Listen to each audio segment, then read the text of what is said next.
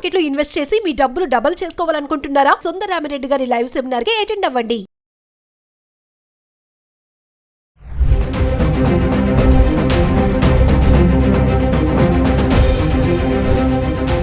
నమస్తే, welcome back to Suman TV. H1B visa ఈ fee విషయంలో అమెరికా అధ్యక్షుడు డొనాల్డ్ ట్రంప్ తీసుకున్నటువంటి నిర్ణయాలు మరి వలసదారులపైన ఎలాంటి ఇంపాక్ట్ పడుతుంది? మరి ఇప్పుడు మనం దృష్టి చేయాల్సిన విషయం ఏంటంటే H1B వీసాలే కానీ F1 వీసా కానీ వీటిపైన ఇంపాక్ట్ ఎలా ఉండబోతుంది, వాళ్ళు ఎలాంటి జాగ్రత్తలు తీసుకోవాలి అనే దానిపైన మరింత సమాచారం అందించడానికి అమెరికాలో 24 years నుంచి ఉంటున్నటువంటి MNC ఎగ్జిక్యూటివ్ వీరభద్ర గారు ఉన్నారు. Over to sir. నమస్కారం నవీన్ గారు, మీకు మీ ప్రేక్షకులకి నమస్కారం. అట్లనే రాబోయే విజయదశమి శుభాకాంక్షలు. సో ఈ రోజున మనము పోయినసారి మాట్లాడుకున్న టాపిక్కి కంటిన్యూషన్లో ఏంటంటే కొత్త లా వచ్చింది ఆల్రెడీ కాంగ్రెస్ హౌస్లో పాస్ అయిపోయింది. అది త్వరలో అది లాగా తయారవుతుంది. దానివల్ల వచ్చే కష్ట నష్టాలు ఏంటనేది మనం లాస్ట్ వీడియోలో మాట్లాడాము. కానీ దానికంటే కూడా మరింత కష్టతరమైన పనులు త్వరలో రాబోతున్నాయి. అవి కూడా మనం తెలుసుకున్నట్టయితే ఎవరెవరైతే సర్దుకోవాలో వాళ్ళు సర్దుకోవచ్చు. ఇప్పుడు ఏంటంటే పాలంటీర్ అనే ఒక కంపెనీ ఉంది. పాలంటీర్ వాళ్ళకి మల్టిపుల్ ప్రోడక్ట్స్ ఉన్నాయి. పర్టికులర్గా వాళ్ళు ఏంటంటే డేటా రిలేటెడ్ టెక్నాలజీస్లో వాళ్ళు చాలా హై ఎండ్లో వర్క్ చేస్తారు. ఇనిషియల్గా అనలిటిక్స్ ఉండేది, తర్వాత ఏఐఎంఎల్ యాడ్ చేశారు. అట్లనే ఒరిజినల్గా వాళ్ళు ఫామ్ చేసినప్పుడు ఇనిషియల్గా వాళ్ళు మెయిన్లీ డిపార్ట్మెంట్ ఆఫ్ డిఫెన్స్ తోటి వర్క్ చేసేవాళ్ళు. బికాజ్ ఇక్కడ డిఫెన్స్ కాంట్రాక్ట్స్ చాలా పెద్దగా ఉంటాయి. కొత్త కంపెనీకి ఒక కాంట్రాక్ట్ మంచిది దొరికిందంటే చాలు, వాళ్ళు 10 మందితో చేయాల్సిన అవసరం లేదు వాళ్ళకి. సో అక్కడ వాళ్ళు మొదలుపెట్టారు. అలానే ఆ కంపెనీ ఫౌండర్ ప్రెసిడెంట్ ట్రంప్కి చాలా close, belongs to the inner circle. అది ఇప్పుడు కమర్షియల్గా ఓపెన్ అప్ అయ్యింది, ఎక్స్పాండ్ అయింది. చాలా పెద్ద పెద్ద కంపెనీస్తో వర్క్ చేస్తారు. But at the same time Trump second term మొదలైన తర్వాత ఇప్పుడు లేటెస్ట్గా ఒక కాంట్రవర్షియల్ డేటాబేస్ ఒకటి తయారవుతుంది ఫెడరల్ గవర్నమెంట్ లెవెల్. దాంట్లో ఏంటంటే రకరకాల డిపార్ట్మెంట్స్కి సెపరేట్గా ఉండే డేటా బేసెస్ ఏవైతే ఉంటాయో వాటిని అన్నిటినీ కనెక్ట్ చేసి HHS, homeland security, department of defence, IRS, SSN, అట్లా ఇంకా బోల్డ్ ఉన్నాయి. కానీ ఈ పెద్ద 4టిని కలిపితే మీకు తెలిసేది ఏంటంటే వాళ్ళు ట్రాక్ చేయబోతున్నది ఏంటంటే, ఫర్ ఎగ్జాంపుల్ ఒక ప్లేస్మెంట్స్ కంపెనీ. అమెరికాలో ఇండియన్స్ చాలామంది బాగా బాగుపడి బాగా సంపాదించుకున్న వ్యాపారం ఏంటి అంటే రిసోర్స్ ప్లేస్మెంట్. మొదట్లో ఇండియా నుంచి రిసోర్సెస్ని తీసుకొచ్చేవాళ్ళు, వాళ్ళకి వీళ్ళు H1లు ఫైల్ చేసేవాళ్ళు.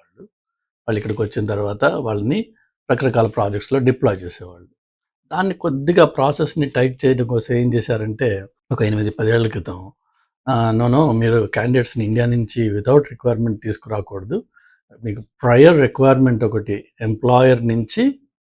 ఎంప్లాయర్ పబ్లిష్ చేసిన ఒక రిక్వైర్మెంట్ ఉంటే ఆ రిక్వైర్మెంట్ని బట్టి నువ్వు వెళ్ళి జనాల్ని హైర్ చేయొచ్చు అని చెప్పి ఒకటి పెట్టారు.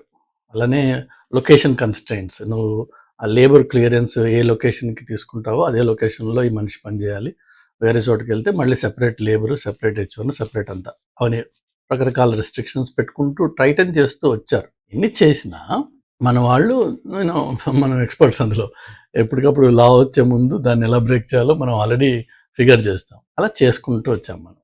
కానీ ఈ ఐఆర్ఎస్ ఏదైతే మాకు ఇంటర్నల్ రెవెన్యూ సర్వీస్ అని ఉందో, ఎక్కడి నుంచి అయితే ట్యాక్సెస్ అన్నీ కలెక్ట్ అవుతాయో, ఎవరికైతే ట్యాక్సెస్ మేము ఫైల్ చేస్తామో అది సెపరేట్గా ఒక ఎంటిటీ. ఇటు ఇమిగ్రేషను, హోమ్లాండ్ సెక్యూరిటీ సెపరేట్గా ఒక ఎంటిటీ. అట్లా దేనికి దానికి సెపరేట్ ఎంటిటీస్, సెపరేట్ డేటాబేసెస్ ఉండడంతో వీటిని కనెక్టెడ్గా ఇన్వెస్టిగేట్ చేయడం, కనెక్టెడ్గా చూడడానికి కొన్ని పెద్ద కేసెస్లో వాళ్ళు చేశారు. మధ్యన వెస్ట్ కోస్ట్లో ఒక చాలా పెద్ద body shopping resource supplying company ఎవరైతే ఈ పెద్ద పెద్ద టెక్ కంపెనీస్కి రిసోర్సెస్ని ఇచ్చేవాడో అతన్ని అరెస్ట్ చేశారు. Because he had several misrepresentations in the H1 or labour clearance అప్లికేషన్స్లో. దాంతో అతన్ని ఈవెన్చువల్గా ఈ ఫ్రాడ్ కింద అరెస్ట్ చేశారు. So his business has gone. కానీ అదే వ్యాపారాలు, అదే పనులు మన వాళ్ళు గత 25 ఏళ్ళుగా బాగా చేశారు ఇక్కడ. అందులో కొంతమంది బాగా సంపాదించారు. అంటే ఏంటంటే లేబర్ క్లియరెన్స్ అప్లికేషన్‌లో ఫైల్ చేసేటప్పుడు ఏదైతే మనం సాలరీ ఇస్తాను పలానా ఈ రిసోర్స్, ఈ క్వాలిఫికేషన్స్ ఇతన్ని నేను తీసుకురాబోతున్నా. ఇతనికి ఫర్ ఎగ్జాంపుల్ $1,00,000 జీతం ఇస్తాను నేను అని లేబర్ క్లియరెన్స్ అప్లై చేసి తీసుకొస్తారు. ఈ $1,00,000 ఉండాలంటే ఈ స్థాయిలో చదువుకున్నవాడు, ఈ స్థాయిలో ఎక్స్పీరియన్స్ ఉన్నవాడు, ఈ స్కిల్స్ ఉన్నవాడు నాకు కావాలి. అలాంటి వాడు అమెరికాలో దొరకడు. కాబట్టి నేను వాడిని బయట నుంచి తీసుకొస్తున్నా అని వీళ్ళు డిక్లరేషన్ ఇచ్చి ప్రాసెస్లోకి వెళ్ళి మొత్తానికి ఒక పర్సన్ని తీసుకొస్తారు. ఇక్కడ ఒక కథ ఎండ్ అయిపోయింది. అదే ఆ డిపార్ట్మెంట్ వేరే. దాని తర్వాత డిపార్ట్మెంట్ ఏంటి? ఐఆర్ఎస్. అదెందుకు ఇక్కడ ఇప్పుడు ఇంపార్టెంట్ అంటే నువ్వు ఇస్తానన్నది ఎంత, ఇచ్చింది ఎంత, ఈ రెండింటి మధ్యలో ఇన్నాళ్ళు కనెక్షన్ లేదు. అంటే $1,00,000 జీతం ఇస్తానని చెప్పి ఒక మనిషిని తీసుకొస్తే వాడికి నువ్వు $1,00,000 పేరోల్లో నడిపావా లేదా, లేక వాడిని తీసుకొచ్చిన తర్వాత ఆబ్వియస్లీ ఆ వచ్చిన ఇమ్మిగ్రెంట్ ఎవరైతే ఉంటాడో is completely totally dependent on this guy who's bringing them. So వాడిని తీసుకొచ్చిన తర్వాత ఆ కాగితం మీద ఏముందో మర్చిపో, ఇదిగో నీకు 60,000 ఇస్తాను, నేను 65,000 ఇస్తాను, ఎక్కువ మాట్లాడామంటే ఇండియా పంపించేస్తాను, అక్కర్లేదు నువ్వు అని అంటే వాడు చేయగలిగిన దిక్కు దివాణం లేదు వాళ్ళకి. అలా చాలామంది చేశారు, అలా నడిచినాయి వ్యాపారాలు. కానీ ఈ రెండు డేటాబేసెస్లో కనెక్షన్ లేకపోయేటప్పటికి ఈ దందా బయట రాలేదు నాడు. ఇప్పుడు లేటెస్ట్గా తయారు చేస్తున్న డేటాబేస్లో ఫోకస్ ఏంటంటే ఈ దందాని ఎక్స్పోజ్ చేసి దీన్ని ఆబ్వియస్లీ ఫ్రాడ్ అది. ఎందుకంటే నువ్వు గవర్నమెంట్కి ఏం ఫైల్ చేసావు, 1,00,000 ఇస్తానని యాక్చువల్గా మనిషికి 60,000 ఇస్తున్నావు, 65 ఇస్తున్నావు, 70 ఇస్తున్నావు, whatever it is. If it is not 100K, then you have fraudulently applied for and gotten the visa approval. That counts as a fraud. Fraud means automatically jail time, automatically penalties, and automatically seizing the business. అలా రాబోతోంది. ఒకటి అదెత్తు.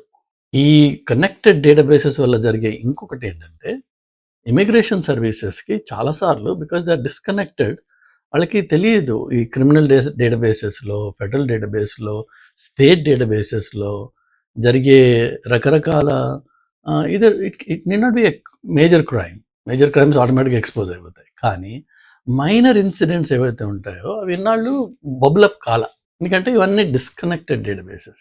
In fact నేను ఇక్కడ కొత్తలో వచ్చినప్పుడు చాలామందికి రెండు social security numbers ఉండగా చూశాను. ఎందుకంటే వాడు ఒక స్టేట్లో స్టార్ట్ చేసి, ఇప్పుడు నేను ఫస్ట్ అమెరికాకు వచ్చినప్పుడు 2000లో నా సోషల్ సెక్యూరిటీ నెంబర్ అప్లై చేసింది పిట్స్బర్గ్లో, పెన్సిల్వేనియా. బట్ అక్కడ నేను 6 నెలలో 8 నెలలో ఉన్నాను. దాని తర్వాత న్యూజెర్సీకి షిఫ్ట్ అయిపోయాను. లాస్ట్ 25 years నేను న్యూజెర్సీలో ఉంటున్నాను. కొంతమంది అలా ఆ రోజుల్లో ఏం చేసేవాళ్ళు అంటే ఇలా స్టేట్ టు స్టేట్ మారినప్పుడు వాళ్ళు ఇంకొక సోషల్ సెక్యూరిటీ నెంబర్ అప్లై చేయడం, లేక ఎంప్లాయర్ నుంచి ఎంప్లాయర్ మారి ఆ ఎంప్లాయర్ వేరే స్టేట్ వాడైతే ఆ స్టేట్లో మళ్ళీ ఇంకో సోషల్ సెక్యూరిటీ అలా అప్లై చేసిన వాళ్ళు ఉన్నారు కొంతమంది. అప్పుడు వాళ్ళ దగ్గర 2 సోషల్ సెక్యూరిటీ నెంబర్స్ ఉన్నాయి. అది ఎందుకు పాసిబుల్ అయిందంటే ఒక సెంట్రల్ ఫెడరల్ లెవెల్లో ఈ కనెక్టెడ్ డేటాబేస్ లేకపోవడంతో ఇలా డిస్కనెక్టెడ్ దీంట్లో ఉండినాయి కొన్ని. అది ఇప్పుడు ఈ కనెక్ట్ చేయడం వల్ల చాలా విషయాలు ఏవైతే స్టేట్ లెవెల్లో బరీ అయిపోయి ఉన్నాయో అవన్నీ they become accessible at the federal level. And లక్కీగా ఇప్పుడు ఏఐ ఏదైతే ఇన్నోవేషన్ ట్రాన్స్ఫర్మేషన్ మొత్తం ప్రపంచాన్ని ఊగిస్తుందో ఆ ఏఐతో ఈ పాలంటీర్ డేటాబేసెస్, పాలంటీర్ వాళ్ళ కేపబిలిటీస్ వాళ్ళ ప్లాట్ఫామ్లో వాడి ఈజీగా ఇలాంటి కేసెస్ని వాళ్ళు బయటికి తీస్తున్నారు. సో దానివల్ల జరిగేది ఏంటి? లాస్ట్ వీడియోలో నేను చెప్పినట్టుగా ఎవరెవరికైతే చిన్న ఇష్యూస్ గతంలో జరిగాయో, DUI అనుకున్నాం, డ్రైవింగ్ అండర్ ఇన్ఫ్లుయెన్స్, అది okay, that's one level of offence. But there are also other offences which may be smaller in nature. Let's say for example reckless driving.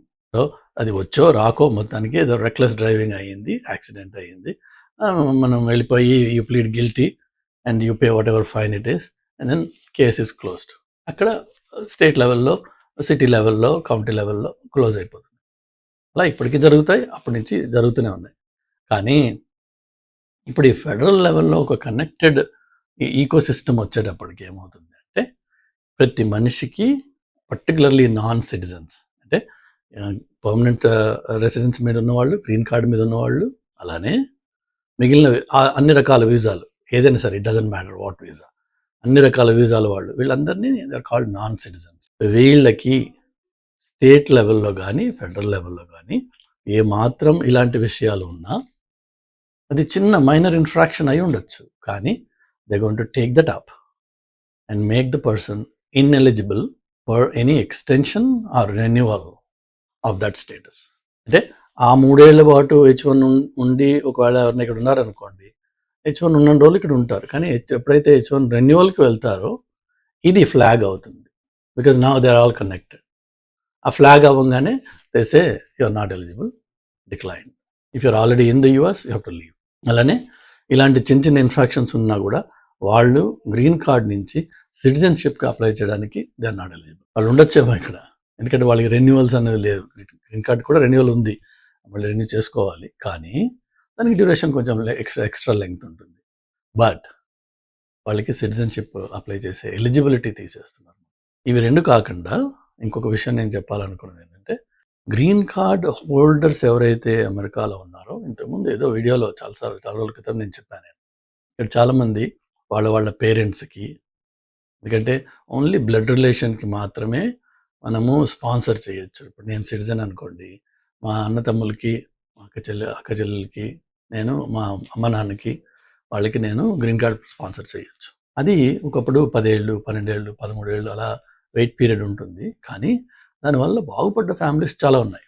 కానీ అలా కాకుండా ఉత్తినే గ్రీన్ కార్డ్ చేయొచ్చు కదా, చేసి పారేద్దాం, ఒక అప్లికేషన్ వేద్దాం, ఇప్పుడు అదే 10 ఏళ్ళకి వస్తుంది.